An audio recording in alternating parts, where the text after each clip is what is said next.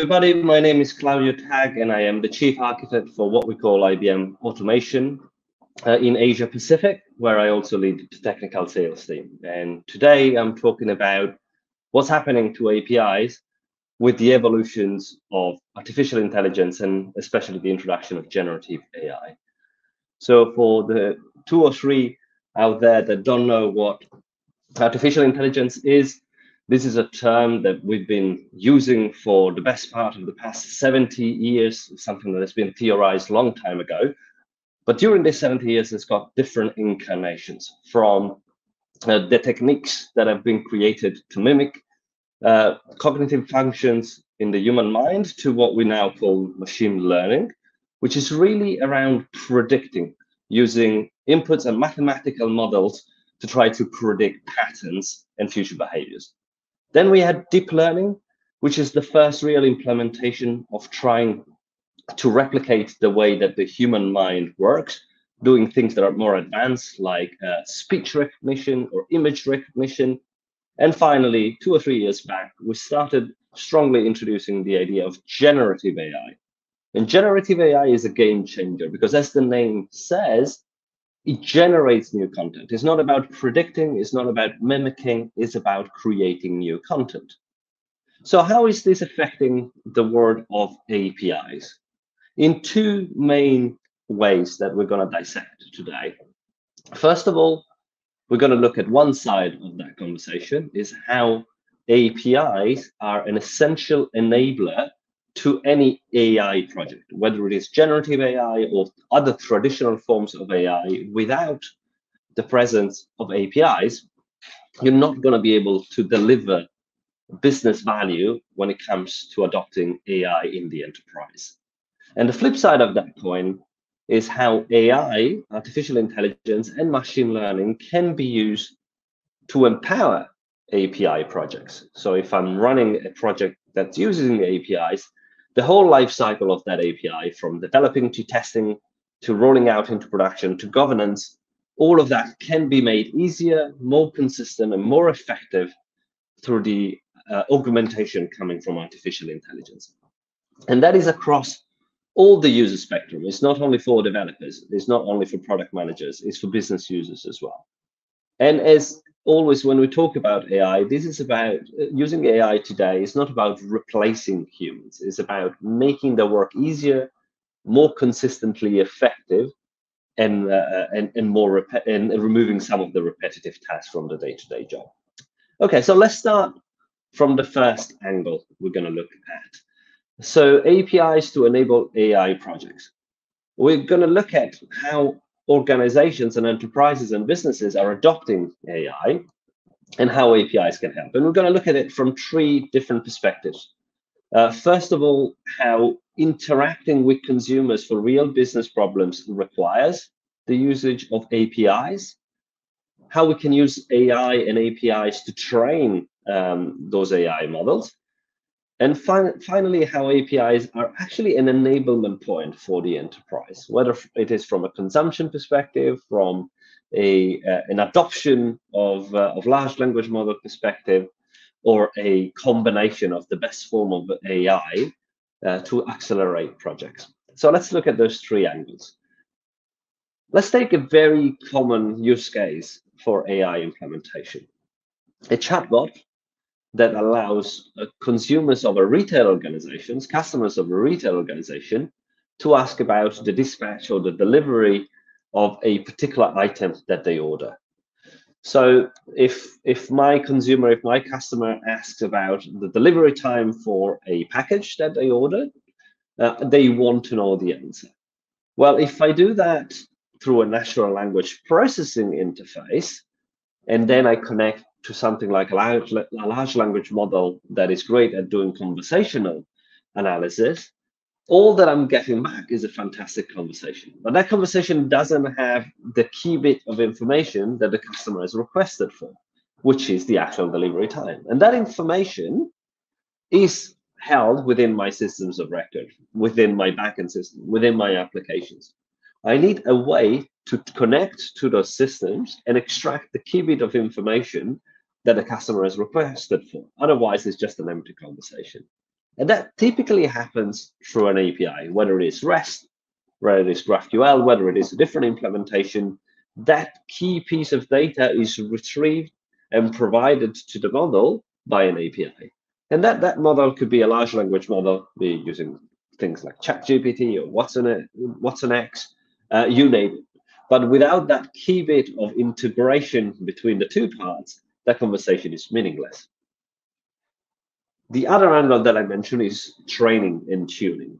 Well, we've got a lot of these large language models, which are typically generic.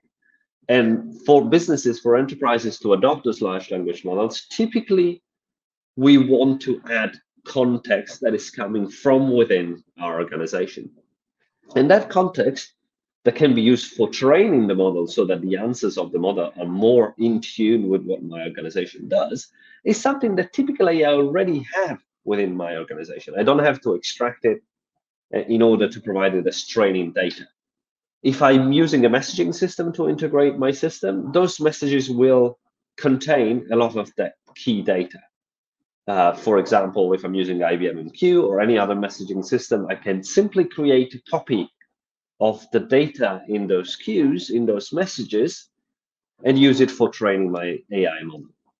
And then if I'm using a streaming platform to stream data from one side of the organization to the other for integration purposes or data analytics purposes, that also allows me to create a new subscriber, which will provide those data in real time to my model for continuous tuning. So I'm not doing retraining every time, but that continuous flow of events and of data can be used to continuously fine-tune the model so that it's not only got contextual information in its answers, but it always got the latest and greatest pieces of data that are needed for those answers to be accurate.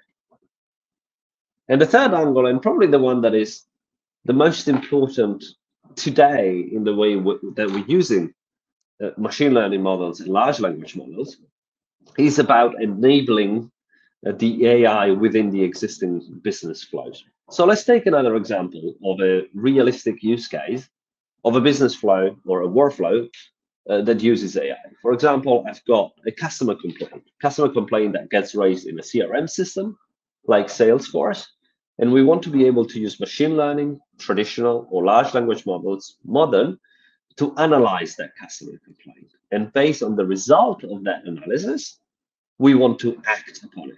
So basically, we're replacing the triage phase with artificial intelligence.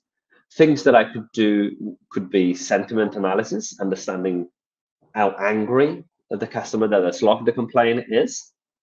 Classification, based on the information in that complaint, I want to classify if this requires a specific answer or can be fulfilled, can be handled by a generic department or needs to be sent to specialist support, or even the urgency with which I respond to that complaint. Name entity recognition. I want to be able to extract the key information to be provided to the operator or the complaint manager so that they don't have to scroll through a raft of documents or a very lengthy piece of text to understand what the key information is. And finally, summarization. This is a classic use case for large language model, especially when the text is long and verbose and maybe not very consistent. Extracting the key elements of that text to make sure that what the operator sees is exactly what the customer is complaining about would be particularly key. How do we make this happen? Well, a lot of this is produced for us, is given to us by machine learning models and large language models. But how do I make them available within the organization? These models, especially in the large language model case, in the generative AI case, typically sit on a public cloud provider and need to be consumed from within the organization. That means that those models are typically exposed through an API, and that API is secured using a key. There is probably some monetization around it, which means that we've got to put our credit card details to consume that API, and so on. And within my organizations, I've got a large number of users or developers that want to get access to that API for consumption. Each of them going at it from a personal perspective, using the corporate credit card details or using the personal credit card without a consistent governance process around it. And when we talk about AI API management, it's really the idea of using traditional API management in a reverse fashion rather than exposing your organization's data out of the enterprise for external consumption. You use API management to consume external AI large language model APIs for consumption within the organization. Same concept architecturally, but implemented in a way that is specific to AI models consumption. What does this give us? A number of things. It would give to the organization a single paid plan, so you can optimize the cost of consuming AI APIs within the organization. A single catalog or API developer portal to allow for self-service discovery, making sure that your users within your organizations are only allowed to access the APIs that you've vetted, and the idea that you can even regulate and you can control and govern internal consumption of those external APIs. Moreover, if we take a step further, we're going to be soon at a point in which internally to my organization, I would want to make use of multiple features of those machine learning models and large language models, using multiple APIs and potentially even pulling multiple models and create a race between those models to see which one gives me the best answer. This requires what we call orchestration. In this case, AI API orchestration. And that is well served by a new technology and a new set of standards that are becoming very prevalent in the API world, which is GraphQL. GraphQL is a technology that allows you to query the models and ask exactly what you want to those models, even if that is a complex query that requires orchestration within it. It could be ask 3 of these large language models, Watson X, Gemini, and OpenAI, a particular question and select the one that makes the most sense. So multiple AI models, multiple function in a single API exposed by one AI model, in order to make it much easier for the internal developers to create that logic in the application, because the logic is now in the query rather than in the application code, making that code much easier to develop and maintain. GraphQL is not the only way of doing this, but it's a very easy way of doing this, because it allows you to use the GraphQL engine to make that application development much simpler, because it's the query that does the work. What can we do with GraphQL? First of all, we can GraphQLize, if that's a word, REST endpoints. All of those machine learning models and large language models are typically exposed through REST, not through GraphQL. And simply putting that GraphQL interface on top allows my users to ask queries to the REST endpoint. That query, as we mentioned, can dynamically be interpreted, which means that the application logic doesn't have to take care of all the different possibilities that the application users might want to go through. The logic is in the query. Orchestration, doing stepped logic, invoking different functions, invoking different models in a single query, and then combination of the different answers in a single answer. This is extremely powerful. We're not at that maturity stage today in which all of those things can be done by the large language models, and this is why you want API orchestration to plug that gap, to create that logic so that it doesn't end up in code. All right, we had a look at the first side of AI and APIs together. We had a look at how APIs are necessary and intrinsically intertwined with AI when we want to deliver the value of AI to the business. But let's have a look at the flip side. How can AI help with API project? Well, there are substantial benefits in that as well. From the vendors of the major API management solution embedding AI capabilities to make the job of an API developer easier, to moving to adoption of the right type of AI for the right job. Not everything is solved by large language models. Not everything needs to be generative. There are things, especially in API development, that need proactive and predictive AI capabilities that are more well suited to machine learning and deep learning models than generative AI. And then the idea of having AI assistants, something that can sit alongside the API developers and the API testers to suggest the best course of action. And this spans really, as we mentioned, the whole spectrum of users of the API world, from traditional API developers to traditional integration experts, but also to modern site reliability engineers, and even what we call business technologists. These are business people that have got an understanding of technology and want to use low-code and no-code tooling to create APIs and to manage APIs.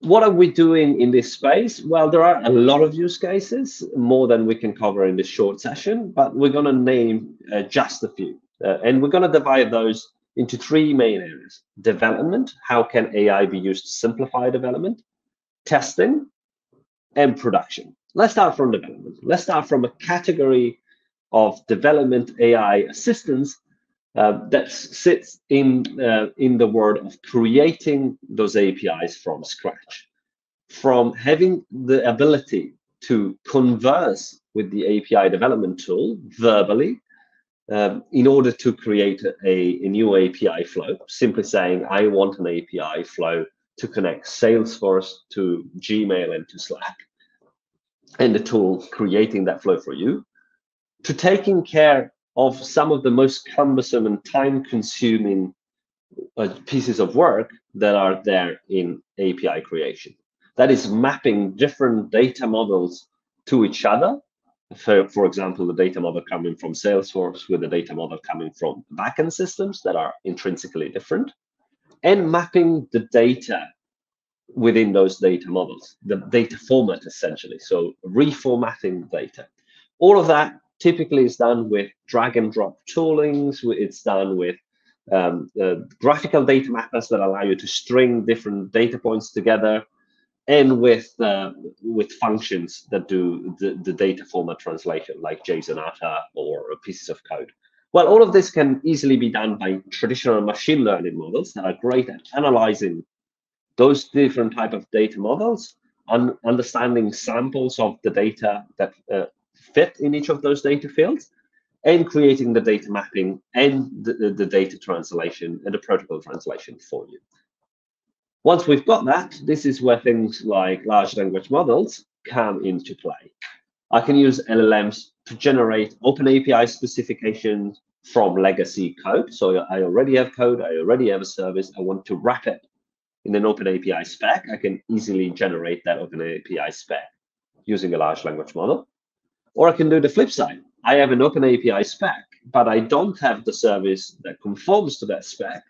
I can use an LLM to produce a piece of code, a framework essentially, or a stub, that follows that spec to the letter. Obviously, it won't have the business logic in it, it won't have the application logic, but you can choose whatever code you want, Python, Java, Node.js.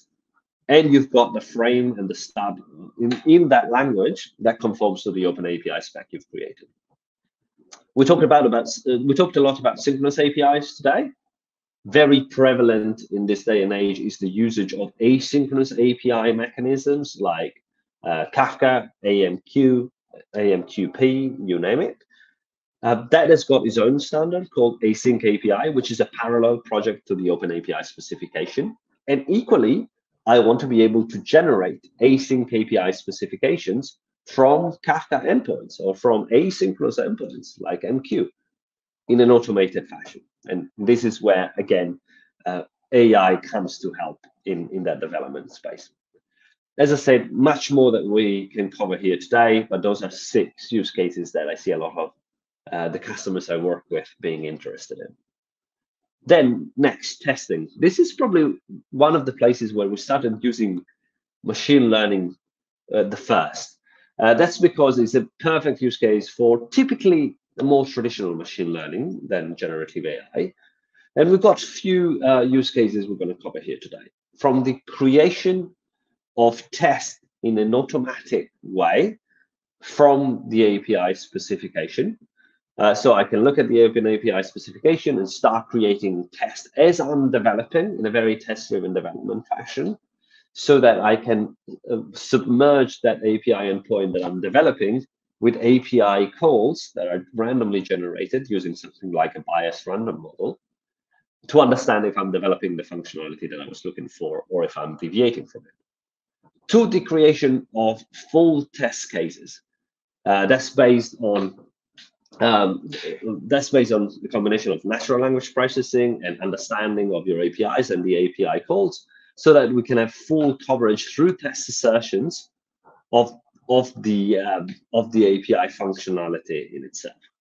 And we can push that even further when the API is in production to understand the difference between how the real production users are leveraging the API and what I had forecasted when I created that API, and creating a difference between the real usage and the testing data based on production data, so that we can, in the next iteration of that life cycle, augment my tests with new assertions, with new test cases, so that I can cover everything, even coming from real production usage.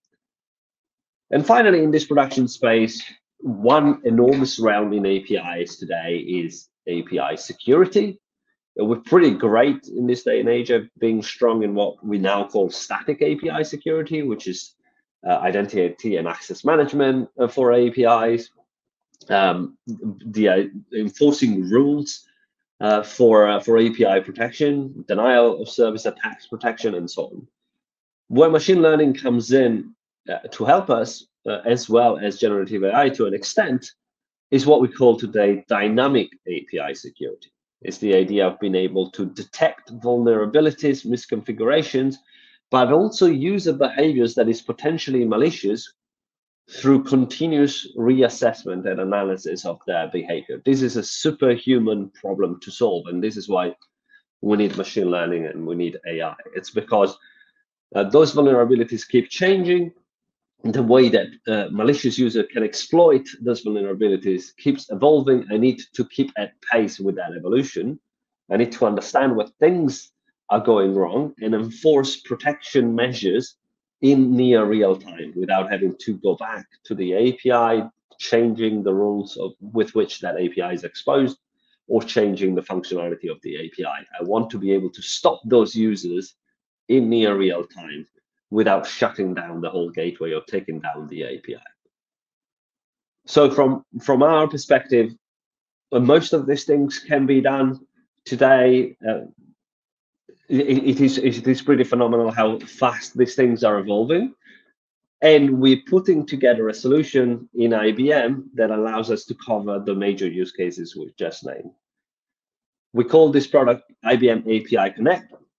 Is our API management solution out there that it does a number of things. Obviously, it's very strong in static data security, static API exposure with a technology based on data power technology, which now powers our lightweight gateways that can be containerized and can be run in a microservices fashion.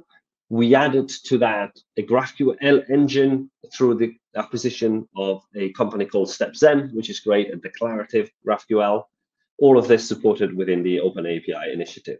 With that, we can expose REST, GraphQL, SOAP, and LLMs exposed through those different mechanisms and orchestrate them and combine them.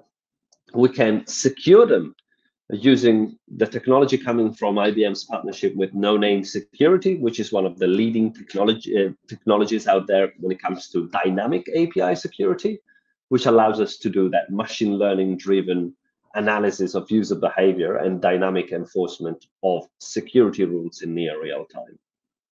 On the right-hand side of that diagram, we can do a lot of these things also for async API. We've got an event gateway which supports the Kafka protocol at this point in time and conforms to the async API specification in its latest incarnation, the 3.0 version, so that I can use those events, the streams of events, to train and tune my large language models as well. And finally, we also have the ability to publish all of that into a single developer portal or an API catalog, whether it is APIs that are synchronous using OpenAPI specification, whether it is asynchronous API using async API specifications, or whether it is APIs exposed on a third-party gateway, which is not based on IBM technology. Okay, bringing it all back together. Gartner says that AI and APIs are intrinsically intertwined. There's not two things that you can think of in a separate fashion. That really means two things. It means how APIs are used within AI projects to deliver business value to the enterprise, and how you can use AI and machine learning to make the job of developing, testing, and managing your APIs in production much easier. Well, thank you very much for your time today. My name is Claudio Tag. I work out of Asia Pacific, where I'm the chief architect for IBM Automation. You can find me on LinkedIn if you've got any other questions, and if you want to further continue this conversation, please don't hesitate to reach out. Goodbye.